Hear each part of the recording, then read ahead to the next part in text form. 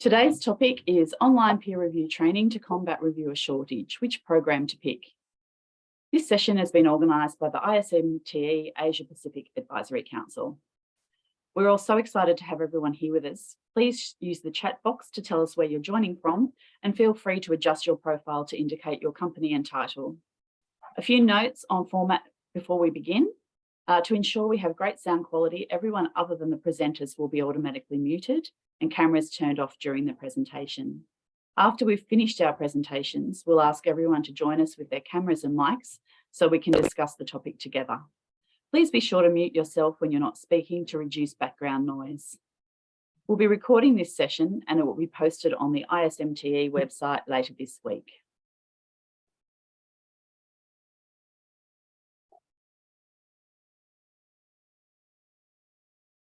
Our speakers for this office hours session are Alireza Salehi-Nejad, Anka van Ekelen, Xiaogang Jiang, and me, Belinda Neal. I'll introduce each speaker in more detail before their presentation. So there's conflicts of interest here. Alireza and Anka have none to disclose. Xiaogang will be presenting on the ACS Reviewer Lab and he's employed by ACS, and I will be presenting on the Elsevier peer review course, and the journal Pathology is published by Elsevier.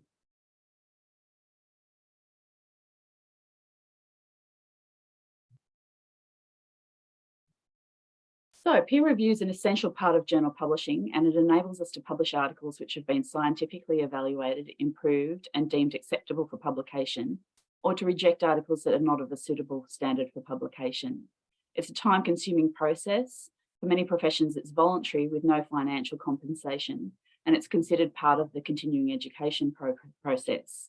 At times, journals can struggle with a shortage of peer reviewers. I'm sure we've all suffered from that, and finding new reviewers can be difficult. Early career researchers are a good option, but they require more initial support than experienced academics, and they need guidance in the essentials of peer review. There's a growing number of useful online reviewer training resources designed to assist new reviewers. In this office hours session, ISMTE members in the Asia-Pacific region present their experience with some of these online programs, followed by an informal discussion. Our first presenter is Alireza Salehi-Nejad. He's a transdisciplinary researcher at the Faculty of World Studies, University of Tehran. He is Head of Academic Integrity, Surveys Working Group of European Network for Academic Integrity, and co-chair of the Ethics Committee of Linguistic Society of America. He also serves as a mentor at the Web of Science Academy and is recognised as the top reviewer in social sciences by Publons. Alireza received the Sentinel Science Award in 2016 and the Excellent Reviewer Award in 2017. He's a member of the Asia-Pacific Advisory Council for ISMTE. Alireza will be discussing recruitment of peer reviewers and mentorship in peer review. Take it away, Alireza. Thanks, Belinda. It's great to be here. If you take me to the next slide. One before. The key question is that finding a reviewer is difficult. Finding a very good reviewer or appropriate reviewer is far more challenging. I recall that as an extreme example, I was editing a manuscript for Frontiers in Public Health, which is a pretty good journal with the impact factor of 6.4. I remember that for this particular case, I had to send 92 review invitations within a period of 2 months. And I was hoping to get the third reviewer, which I didn't. So I had to, make a decision based on 2 reviews. So as you can see, sometimes it can be very challenging.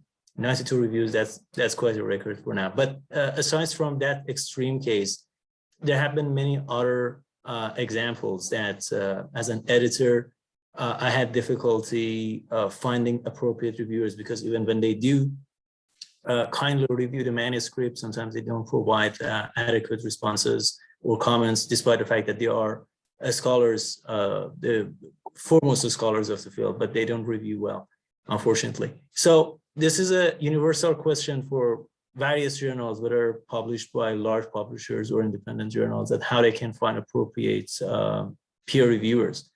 So here, well, are number of options that how editorial offices can recruit potential reviewers. First, they can actually have open calls for reviewers and editorial board members. Usually journals have open calls for editors, but less commonly for reviewers and editorial board members. And I highly recommend this because first of all, the person is enthusiastic to join, and probably they can join as a reviewer, and after a year or two, they can be promoted to an editorial board member. Then is collaboration with institutions and learned societies. Many publishers publish journals on behalf of other institutions and societies, and sometimes these institutions actually can publish their own journals.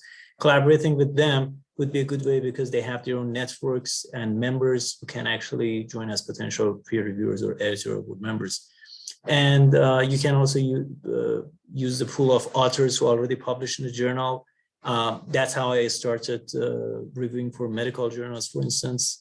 And sometimes you can actually use the databases that are within a certain publisher. For instance, if you publish with Frontiers Journal, for instance, Public Health, you could be invited to review for, let's say, Frontiers in Oncology or other journals published by the same publisher.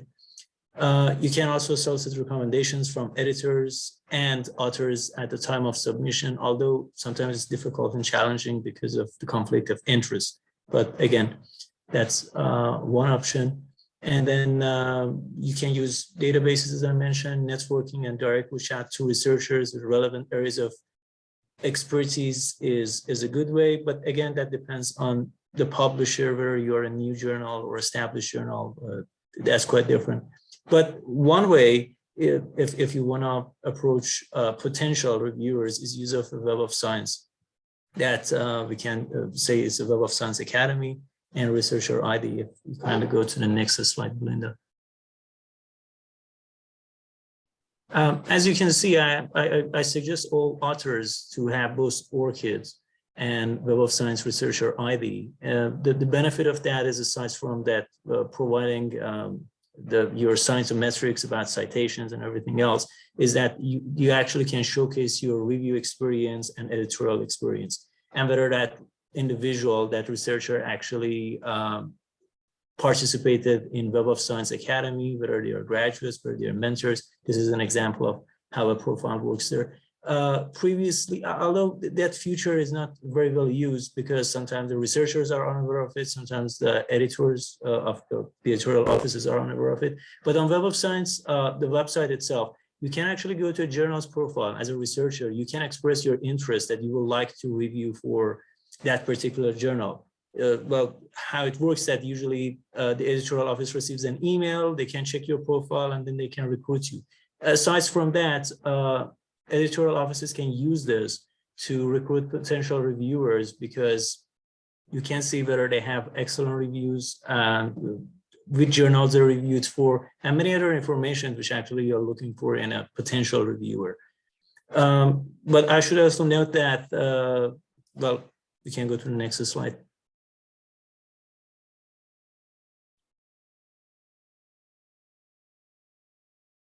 Yeah, well, these are ways that, of course, how you can encourage editors to become, for instance, mentors, because Web of Science Academy has a future, although it's been paused in the past 2 months, that you can enroll. I believe Anki would elaborate on that, but you could actually ask a mentor to collaborate with you in conducting the peer review, of course, as within that mentorship program. So how we can encourage editorial members of a journal to become mentors? First, you can say that, of course, that depends on a publisher's size and, again, disciplines, but you can organize workshops, online courses, and mentoring programs directly. And I particularly advocate doing these things during the peer review week, which is in September. I believe many early career researchers would be enthusiastic to join such programs. And editorial offices can state that mentorship is an integral part of the editor roles, in the journal, and based on that, they can work with junior colleagues, maybe their postgraduate students, to recruit both more members and, of course, teach how to conduct peer review. Next slide, please. Another effort is to recognize editors who actively engage in mentoring. There are a number of websites that recognize reviewers. I mean, initially, many journals would publish a list of reviewers by the end of the year.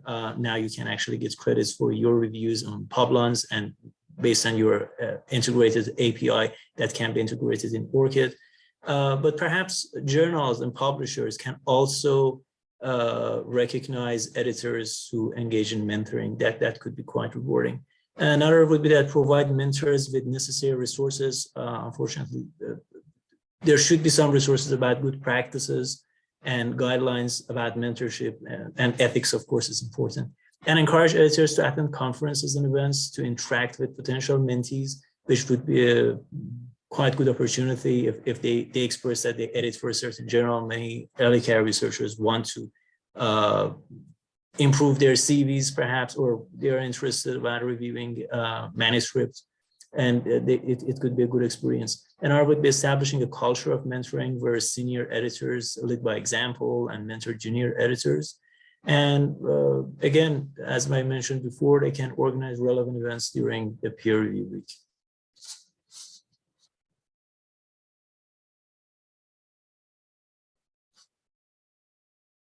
Belinda, if you could kindly go to the next slide.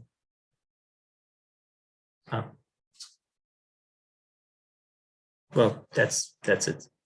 Thank you. Thanks, Alireza. I'm just going to, I'm just checking whether I've got a notice in the middle of my screen. Is anyone else seeing that, or is it just showing the slides as it should be?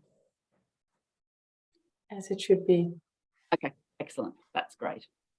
Okay, apologies. I just could see something that I wasn't sure whether it should be there or not. Okay, so our next presenter is Anke van Enkelen. She originates from the Netherlands, where she's graduated from the University of Utrecht with a PhD in neuroscience. She moved to Australia in 2000 and is currently the Deputy Managing Editor of Respirology, the official journal of the Asian-Pacific Society of Respirology. Anke tries to include her author experience over many years in her current editor role at Respirology, where she oversees the process from submission to publication online with a focus on publication ethics. Since 2020, her ISMTE involvement has grown into a board director position to represent the Asia-Pacific members of the Society. Anke will discuss her journal's experience with the Web of Science Academy peer review course.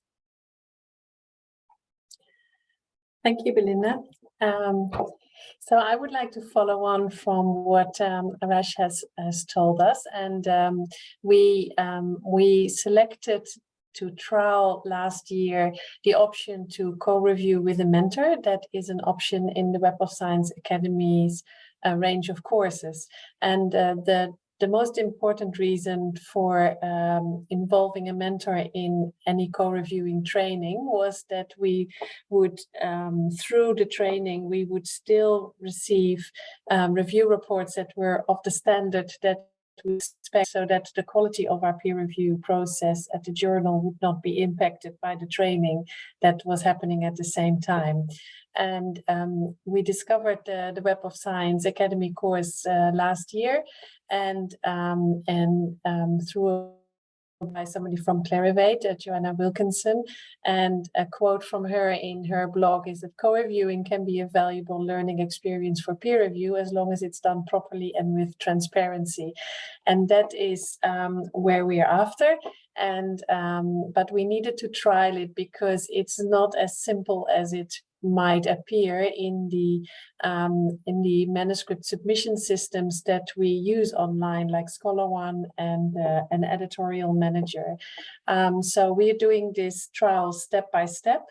But the reason why, and I'm happy to share that experience, but I would like to explain first why this course stood out for us.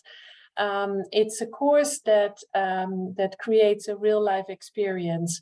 It's a hands-on experience for practical understanding of the process, and it is ideal for early to mid-career researchers because you first assignment in peer review with a senior researcher. In our case, this senior researcher was an editor at our journal, so we felt, and they volunteered to trial this program, so we could trust that the outcome of the peer review report would be of quality and helpful for us to include in the peer review process. Now, the Web of Science says online that you can, I mean, it's definitely a free enrollment of their academy courses. And at the moment, the website says that you can enroll with or without a mentor, which means that you can apply for the course with a mentor together. So it's a mentor-mentee couple that you sign up with. But in Web of Science also had the opportunity to enroll in the course, and then they would assign a mentor. Now, Arash knows a little bit more about that because he is one of those mentors, but you might have heard him saying that for the moment, the opportunity has paused for assigning with a mentor. We can talk about it in discussion to get more details on that. The other aspect that attracted us very much in this course was that the course material that they use, a guideline how to by peer review, and also the review report template that they use meets international journal standard. It's definitely the way we assume reports will be submitted. And when mentees in our trials complete their assignment, we encourage them to keep the template and to use the template over and over again when they get new assignments, because it's actually the right way of kind of writing the report that is useful for our editors. Now, if you complete the course online, our experience is that you get a certificate and you create a profile in the Web of Science, which includes the Publons profile now as well. And as soon as you complete the peer review, you will get a grade on your researcher profile so that people can see that you went through this training. And a very important aspect of completing the course, which we can talk more about later in the discussion as well, is that your name will, the name of the mentee with the researcher profile will actually appear in Reviewer Locator, which is a discovery tool that is integrated with Editorial Manager and Scholar One. And this is how editors can possibly find names of new reviewers that are available in specific fields. So we've last year started trialing this course, and we allowed at first instance, we allowed mentor-mentee combinations, which were journal editors that selected an early to mid-career researcher in their team. And 3 of them completed the course, and we're now stepping it up and using combinations of experienced reviewers that we know well, who select somebody in their research team to do as an experienced reviewer to be the mentor, and then complete the training with the mentee that they've selected. I'm happy to share our views later on in response to questions in the discussion. Thanks, Belinda. Thanks, Anka. That's great. Yep. Okay, so our third presenter is Xiaogang Jiang. He originates from China, where he graduated from the University of Copenhagen with a PhD in environmental chemistry. He currently is a managing editor at ACS Beijing office for environmental and biological journals development in China. He's a member of the Asia-Pacific Advisory Council for ISMTE. Xiaogang will discuss the ACS Reviewer Lab course. Yeah, okay. Thank you so much. Yeah, so I will talk something about the ACS Reviewer Lab. This is a free on-demand course that presented in English and in Chinese, which you can choose when you register in the course. So it is designed by SAS editors and the leading scientific researchers and also SAS publication staff. So this course will provide real-life guidance on how to navigate tricky ethical situations, identifying core criteria for evaluating the manuscript, and also writing the first grade review. So in the course, it contains 6 modules, which is also listed on the screens. It contains the introduction, ethics, the preparing, and also assessing the manuscripts from different angles, and finally writing the final review. So after completing the 6 modules, it will unlock a final assessment, so which will evaluate your knowledge of the key concepts that are covered in the course. So learners who passed their final assessment will get a publishing certificate of the course, and also they have a chance to the chance to connect these the certificate to the SAS Program Plus, which will enable a badge in the SAS Program Plus. So that will be visible to the SAS editors when they choose the reviewers. Additionally, right, so there's a chance or the person can choose to adding this course to their ORCID profiles, that will also be good.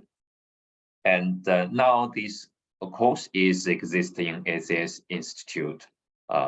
And actually there is more learning resources inside, which includes the SAS Author Lab as well, which is also free. So, and yeah, basically that's it. So this one we can discuss more in the Q&A session, I think.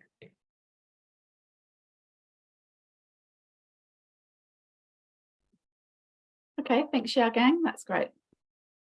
Okay, so the last presenter is me. I'm managing editor of Pathology, which is the journal of the Royal College of Pathologists of Australasia, and it's published by Elsevier. I've been a managing editor for 25 years in dental and medical journals. As part of a small team of 2 people, I'm involved in all tasks in the Pathology editorial office. I'm also co-chair with Alan Purvis of the ISMTE Asia-Pacific Advisory Council.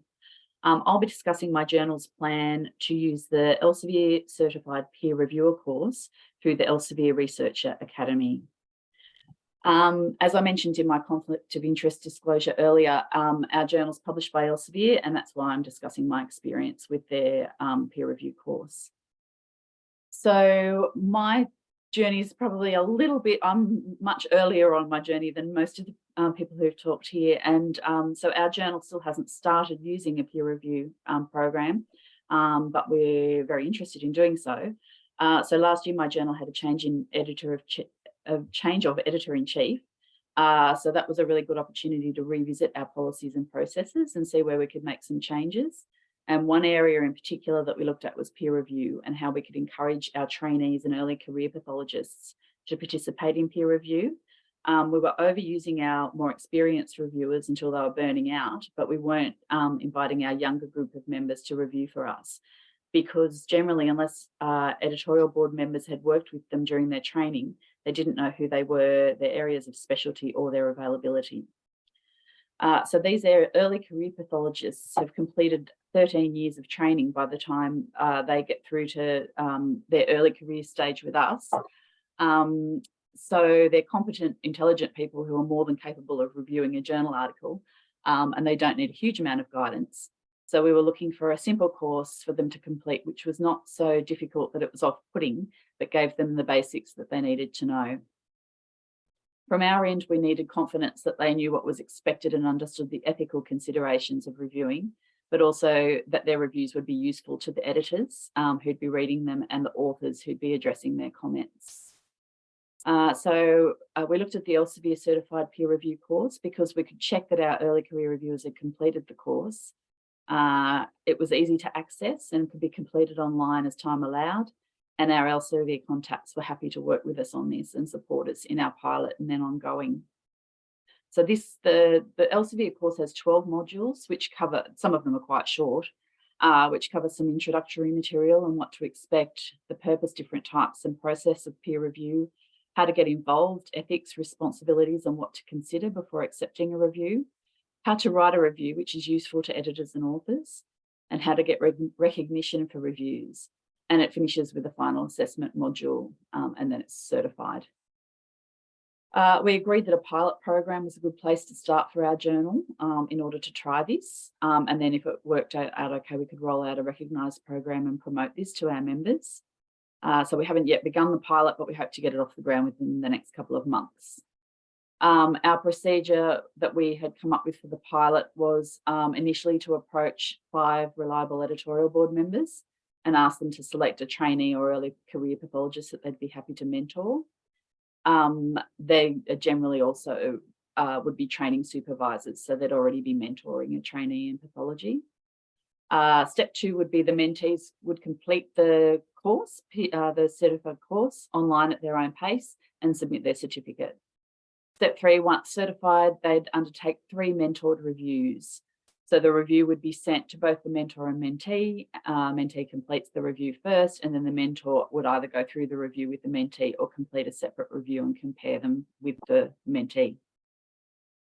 Once the 3 mentored reviews are complete, which could take 6 to 12 months, depending on how many reviews we receive in their area, the mentee then becomes a fully fledged reviewer for pathology. They'll be included in the editorial manager database with their areas of expertise so that they can be selected for future reviews. Now that's our plan. It may change depending on what insights I get at this session today and the final agreement, obviously, with the editor and the college that I work for. So it's not set in stone at this point. So to us, the advantages of the Elsevier peer review program were that it's divided into 12 short modules. It's a certified course and it can count towards continuing professional development. It's free, easy to access, and can be completed whenever time allows. It's generic and it sticks to the principles of peer review without referring to a particular submission and review system. So it's applicable to non-Elsevier journals and different online peer review systems. It's useful for new and early career researchers, but also a refresher for more experienced reviewers. And reviewers can go on to explore other resources in the Elsevier Researcher Academy. There's modules on diversity and transparency and peer review, which they're touched on in the certified course, but there's much longer and more detailed courses that people can access afterwards. The disadvantages of the Elsevier system is that it lacks a personal approach, and that's why we've chosen to include personal mentoring as part of the pilot. And it doesn't include mentoring resources like the Clarivate Web of Science program that Anka and Alareza were talking about. So we haven't yet completed our pilot. We've had no feedback from potential reviewers completing the course yet. In the long term, we hope to make reviewer training a permanent part of our journal, but with a more open process so that we can invite early career pathologists to consider this either late in their training or when they graduate. So that is my bit on the Elsevier course. I just wanted to, we had put together some resources here. We were unable to discuss all of the programs available, so Anka kindly put together some links that you might like to investigate, including this list of free courses with certificates of completion. And also, we also compiled some links on other courses that are available, guidance from COPE, the Committee on Publications Ethics, and other news and resources that were found in our research. So you can go to the recording of this session to look at these in more detail. Now we're going to open up this topic for discussion. So I might need your help here, Donna. We invite everyone to turn on their camera, turn on your microphone when you'd like to contribute to the discussion, and also to mute yourself when you're not speaking to reduce background noise. I will stop sharing my screen for the time being. Let me just try and do that. I won't be a moment. I'm gonna. Oops. Right. Now what I wanted to do first was, I've got to get back to my Zoom screen. I believe we have David from Wiley here, and he was just going to share. He wasn't going to present as a presenter, but he was going to share some of his thoughts on how Wiley handled their peer review. David, are you there? And would you like to start off the discussion with your thoughts on this? Yes, hi, Belinda. Thank you for the invitation. Yeah, I think what you guys just discussed are great tips for journals to find and develop qualified reviewers. So a little bit more about me. I'm in the Wiley Partner Solution Department. So I work very closely with societies, institutions, and libraries and publishers to develop and form partnerships, not only in the publishing sector, but also in other aspects like business partnerships and career center partnerships and platforms and so on. And I just want to mention another perspective here. So I think for journals, sometimes it can be difficult or lack of the resource to develop things like mentorship, reviewer mentorship programs. So at Wiley, so we are not only able to help you, for example, publishing a journal together, but with our new established development department, now we can partnership with journals to serve you in every aspect of your daily work via our acquired service providers, which is J&J Editorial. So we have partnership with societies on develop individual reviewer mentorship programs. And we have experiences and staff resource to support your journal if you don't have, for example, the staff or experience to running a reviewer program by yourself. So I think I just want to mention that we are able to help not only in the publishing aspect. So yeah, I'm very happy to discuss offline with anyone who is interested. And thank you. Thanks, David. Is there anyone else online who'd like to start the discussion?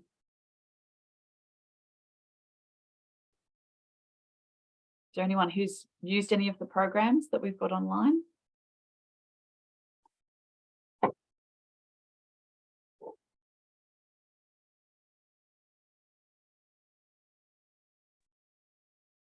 Belinda, I just have a quick question to kind of see what thoughts the panelists have on monetary incentives for reviewers. I know there are some publishers who do provide that, and the amount of that can vary. But I'm just curious, what do the panelists think about that as a concept? Anka, would you like to start with that one, or? Yeah, I can. Yeah, thank you, Salil, for that question. Well, a monetary compensation for reviewing at our journal is not under consideration.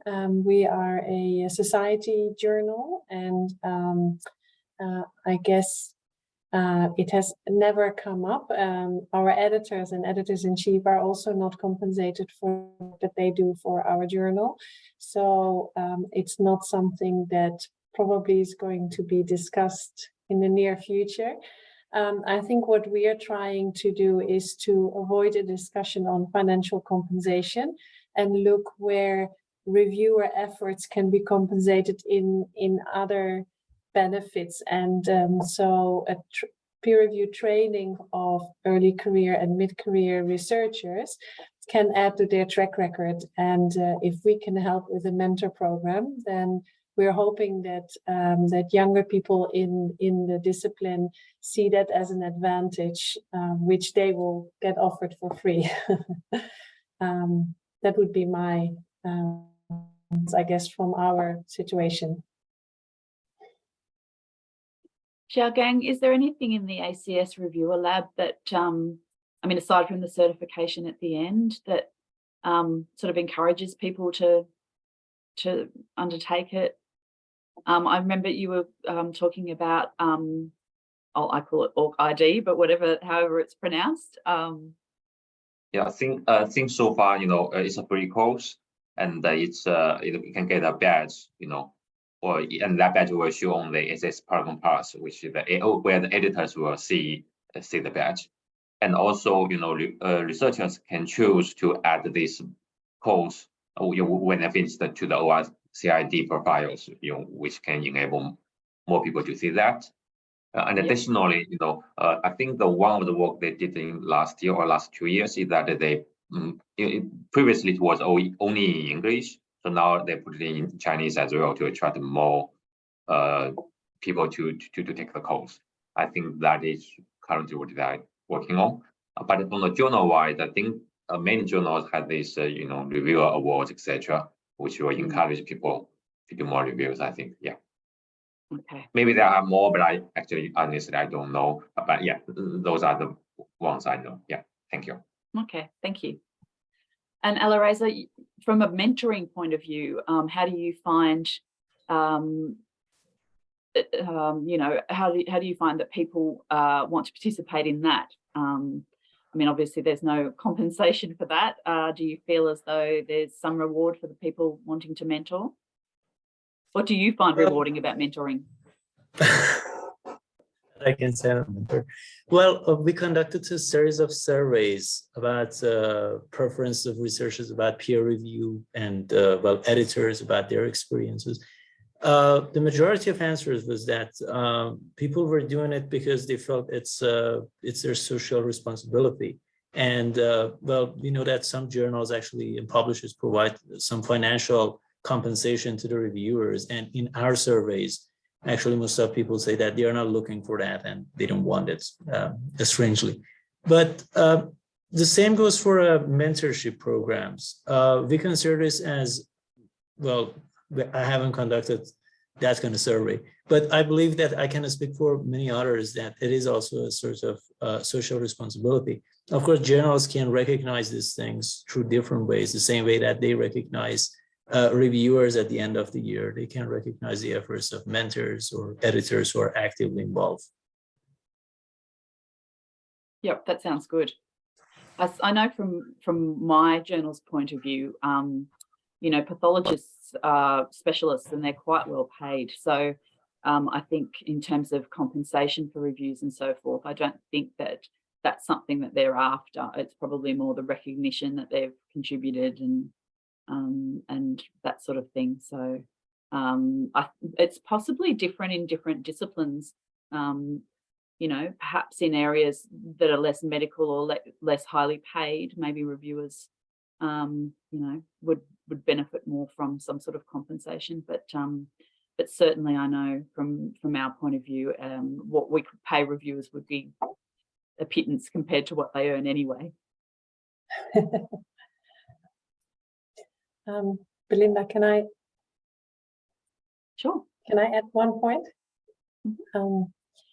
Maybe in general, irrespective of in which field you or discipline you would act as a reviewer, I think it's in general, there is that conflict of interest issue that does come up when you would be able to offer financial compensation for the effort that somebody puts in. And besides the fact that maybe there wouldn't be a pot of money for it, it does complicate things in terms of who to accept as a reviewer for compensation and who not. So that might be another consideration to comply with the ethics of the peer review process. There is another I would like to add. When you actually add, let's say, financial compensation, whether to reviewers or mentors, there is another problem because you cannot assess the quality and link it to the compensation. I mean, at the end, when the reviewer conducts a review, as an editor, you can say whether it's a good review or it's absolutely useless. And sometimes reviews are really useless.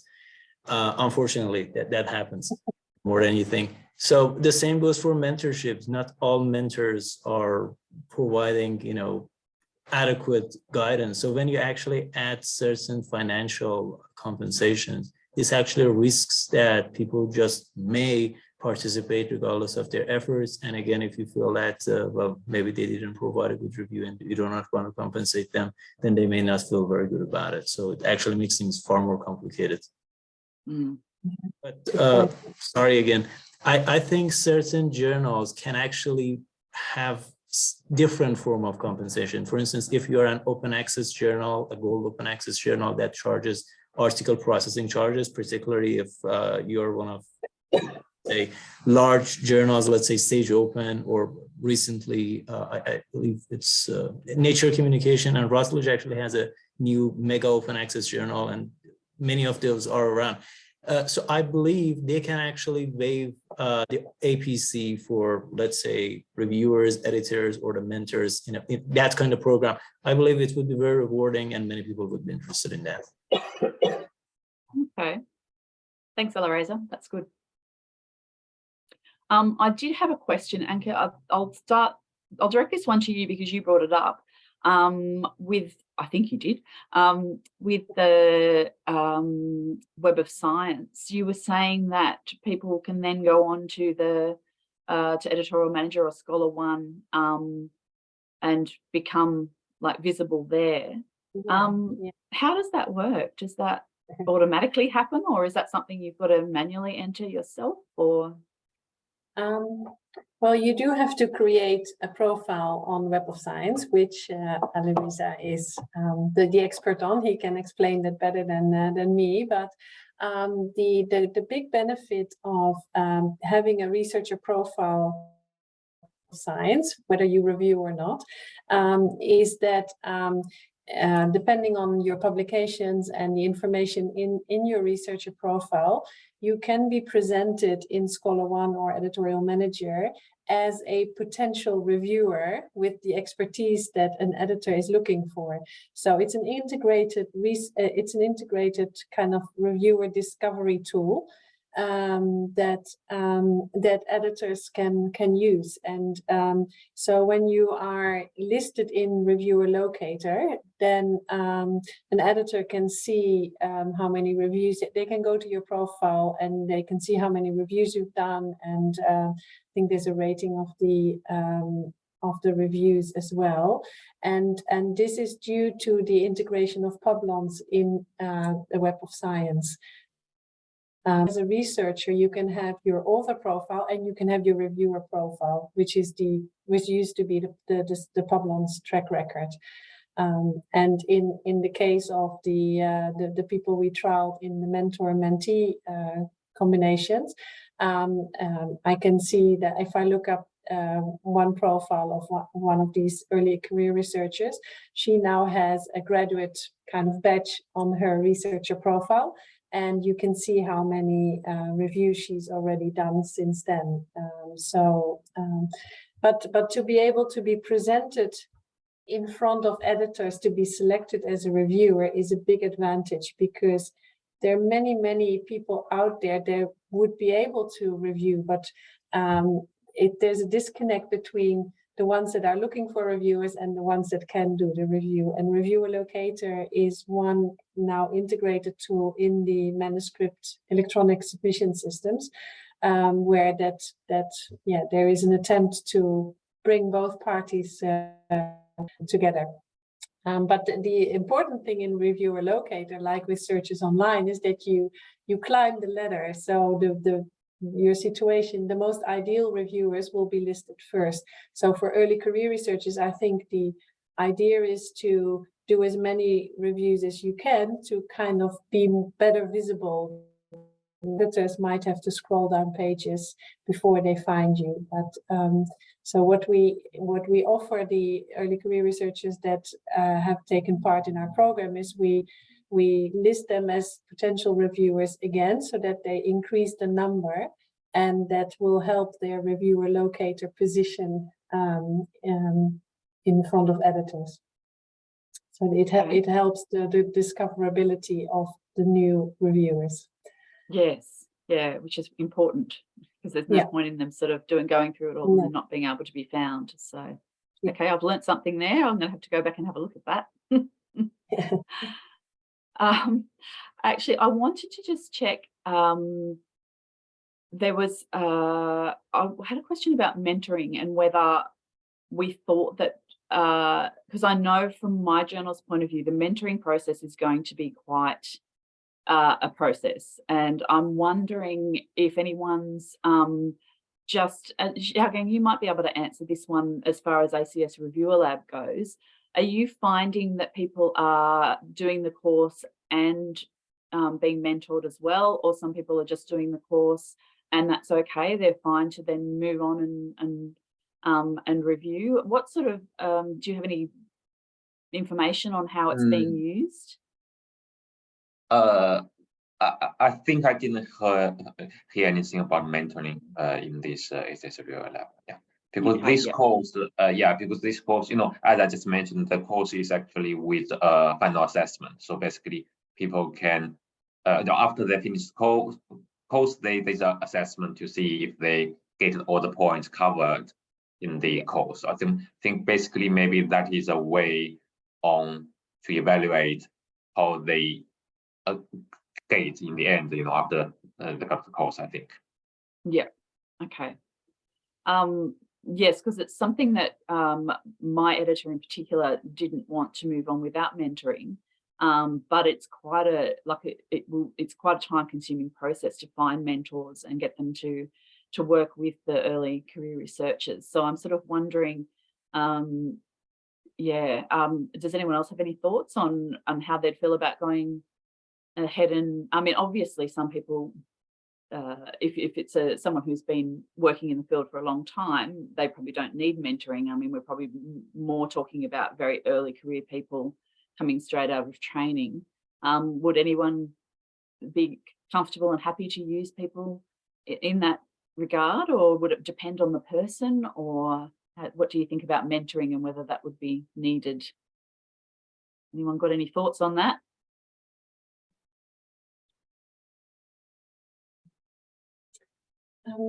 Well, I don't mind saying what our considerations were. The most important thing for our editors-in-chief, in order to approve that we were trialing this the peer reviewer training module that we chose, was that we would receive quality review reports that we need to progress the manuscripts that are under review at our journal, and so no compromise there. And so going through a mentor kind of warrants a good review report that you can use for the manuscript that's under review.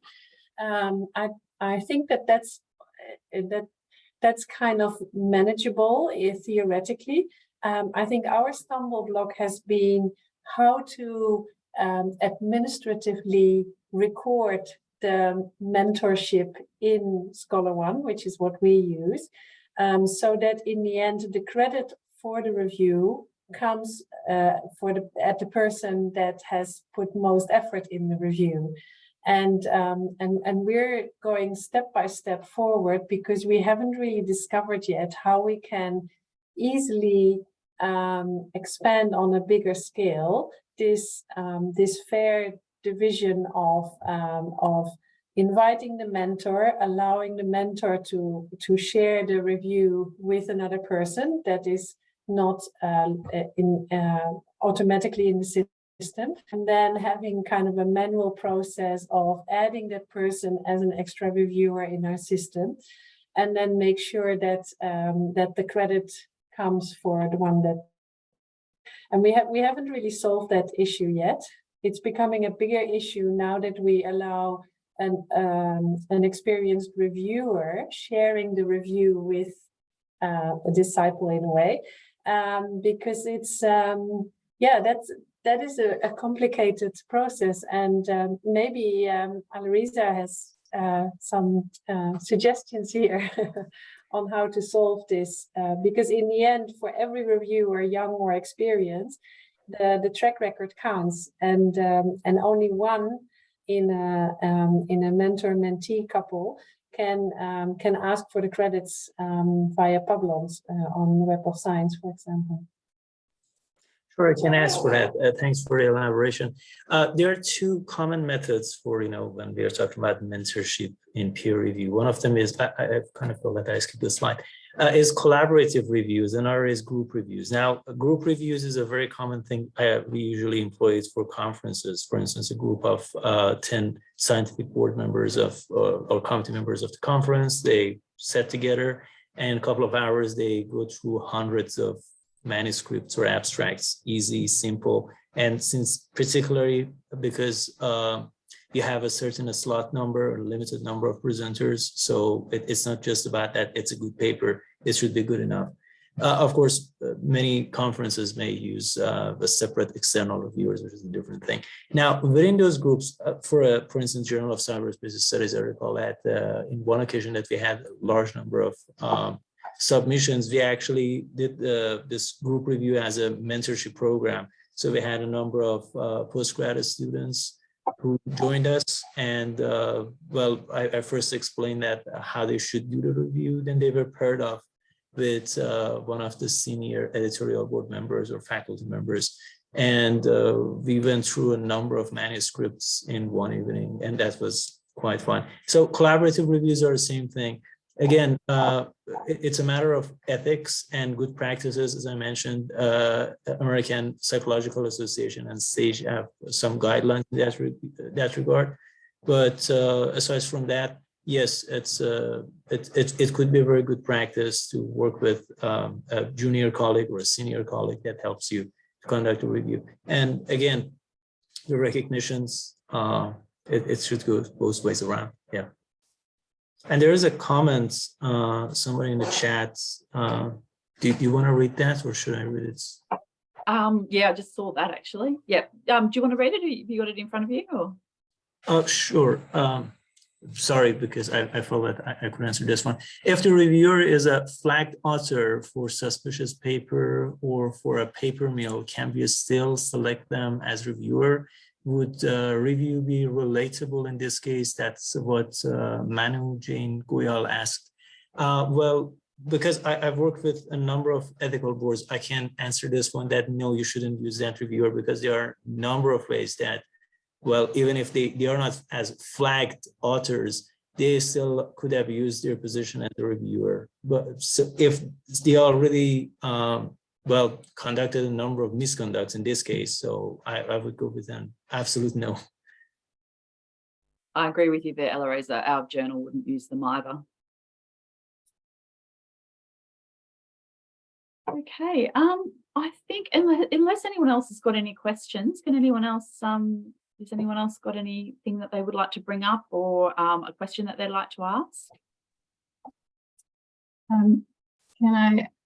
I was just, I worked together with Anke for respirology, and I was interested to hear a little bit more about the Web of Science pausing that program that you mentioned, Alireza. I was just wondering, if we could get a little bit more information on that, because I would be interested to know. Sure. Thank you for the question. First, it started as a Publons Academy a few years ago, and there were a number of courses that anybody could enroll. And I believe after the 5th module, they needed to work with a mentor to graduate, and it was compulsory. And after they learned that, well, there was a shortage of potential mentors at the time, so after Publons was acquired by Clarivate, and it became as a part of Web of Science Academy, that part became optional, which again, after you graduate, you would earn the badge on your Web of Science profile. Of course, I should note that in the past 2 months, the community mentorship program has been paused. Previously, each author, or let's say a person who is enrolled in the program, would be paired up with one of the mentors. Now, they could ask that they want to work with a certain person. Well, that was the general practice. Or the Web of Science office would allocate one to them. and they would provide their profiles, and we could see that I would be happy to work with them, or maybe I don't have the time or whatever. Sometimes they would suggest an article that they are going to review, which is most usually it's a published article, already peer reviewed, and sometimes they don't have it, so we recommend one to them. But recently, in the past couple of years, they could actually publish their, and let's say upload their review assignments online to one of the, let's say, discipline communities, which was one for social sciences and our humanities, sciences, technology, and so on and so forth. And then all the mentors who had access to that particular community, then they could, review it and comment on that. Does that answer your question? Or?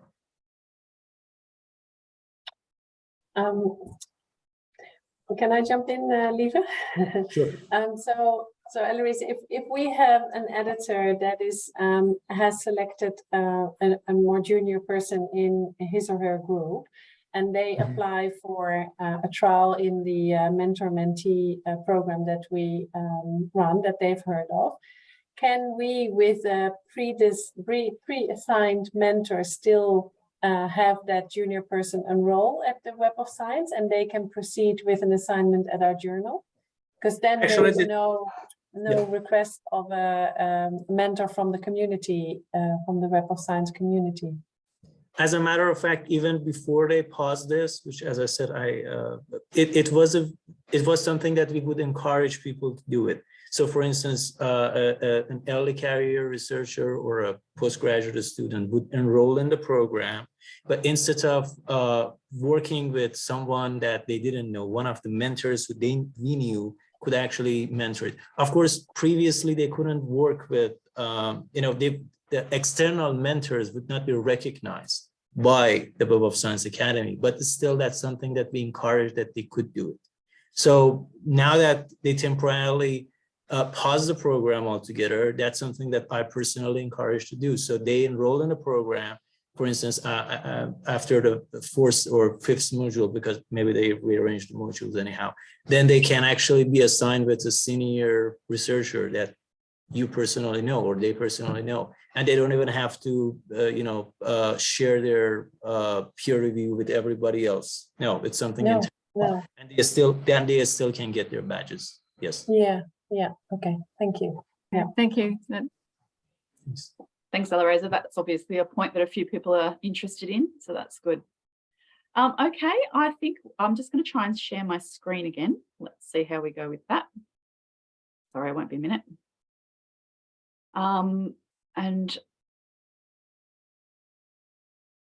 there we go. Okay.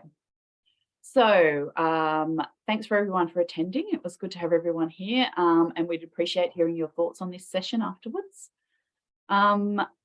Anyone can host an office hours session. Just pick a topic you're interested in, and Donna and team will help you with the rest. You can use the form in the chat to submit your proposal, or you can go to the website and do that. Next slide. Here's some events that are coming up for the ISMTE, and save the date for the 2023 global event. And oops, got a little blurb here about volunteering. Let me just find it. Okay, ISMTE committees are always looking for motivated member volunteers. Use the form in the chat link or go to the website to submit your information to volunteer. And if you're not already a member, we'd like you to consider joining. Consider the benefits of joining ISMTE. I'll just check if there's anything else that I needed to share. Okay, so the recording will be posted to the ISMTE website, and that'll be available publicly. So feel free to share it with your fellow editorial professionals, and be sure to check social media and the ISMTE website for upcoming events.